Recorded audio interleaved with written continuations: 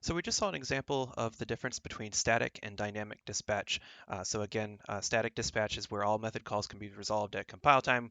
There's only ever one particular place that a particular call can go to. Dynamic dispatch is when a method call is resolved at runtime. We don't know exactly which method is going to be called, which implementation is going to be called until we know all of the types at runtime.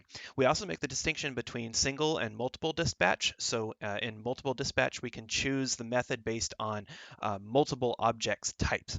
And actually, Java doesn't really have the ability to do this. And this is actually, if you've taken my compilers class, this is a problem that we get around using the visitor design pattern in Java. So the way that this is implemented is that whenever you have an instance of a class where there is a record that's stored somewhere, usually it's on the heap, that has a list of all the member variables for the object, and it also contains something that's called a virtual table pointer, which we'll talk about in a second. And so, if you have a subclass, then you're going to have, a copy of all the things that were in that would have been in the class instance record of a parent, plus anything that is in uh, the subclass. So what really enables multiple or dynamic dispatch to work is this thing called a virtual method table, which includes a list of methods with pointers to implementation. So if you remember from 261 and maybe 361, if you've taken that in C, you can have a pointer to a function, and then you can call that function using a pointer, and that's very similar to what's going on here. So for instance, if we have some instance, an object on the heap, it may have some attributes, for instance x, but it's also going to have a virtual table pointer, and this is going to be a pointer to a virtual method table that contains entries for each of the functions that are, or the methods that are implemented for the class corresponding to the type of this object, and then each of those entries is going to be a pointer to the actual implementation. And both of these things are generally stored in the static code section. So it's best to illustrate the things with an example. So here is an example. So we have a class A. It has member variables x and y, which are both integers. It also has a method called draw and a method called area.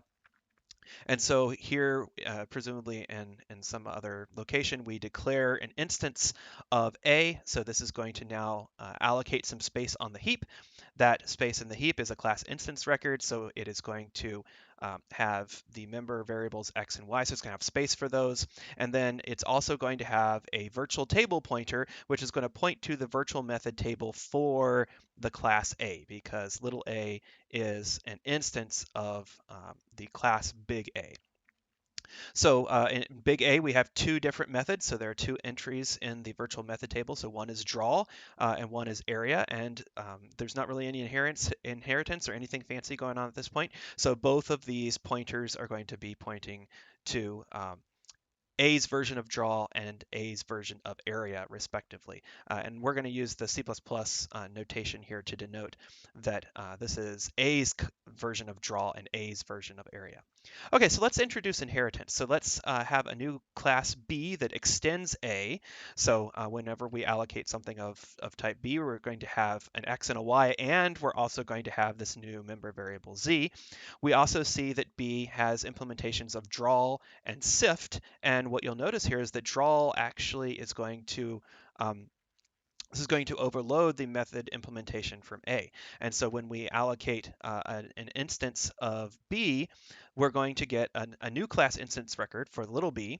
It's going to have the x and the y that it has because it inherits them from A, but it's also going to have this new variable z, and its virtual table pointer, because this is an instance of class B, is going to point to the virtual method table for class B, which we've labeled right here. And you can see that we've assembled this such that if we call draw on an instance of class B, we will get B's version of draw, not A's version of draw. And this is how we can determine at runtime which of these things to execute, because we will know which object we are invoking the draw method on, and we can follow that object's virtual table pointer to its virtual method table, and then we can follow the pointer for whatever method we're trying to call, and that will get us to either B's version of draw or A's version of draw, depending on what the actual what is the type of the actual object. You'll notice that B also has an area pointer here. And this is still A's area because B did not override area. It also has a sift method, which did not exist in A. And so this is a pointer to B's implementation of sift. This is, if you look at it here, again, the point is that there are two different entries for drawl, right? The entry in A's virtual method table goes to A's version of drawl, and the entry in B's virtual method table goes to B's version of drawl. This also works with multiple inheritance. So if you have class A and a class B, and then you have a class C that inherits from both A and B, this is not possible in Java, and we'll talk about some issues in the next video. But if you do this in a language like C, which allows this, then you'll actually have two virtual method pointers inside of the instance of class C, and it'll have pointers to both the C and A part and the B part of C. And so things start to get a little complicated, but you can hopefully start to see how this will allow us to determine for all of the methods that exist in C which actual versions of the methods we want to execute at runtime using dynamic dispatch.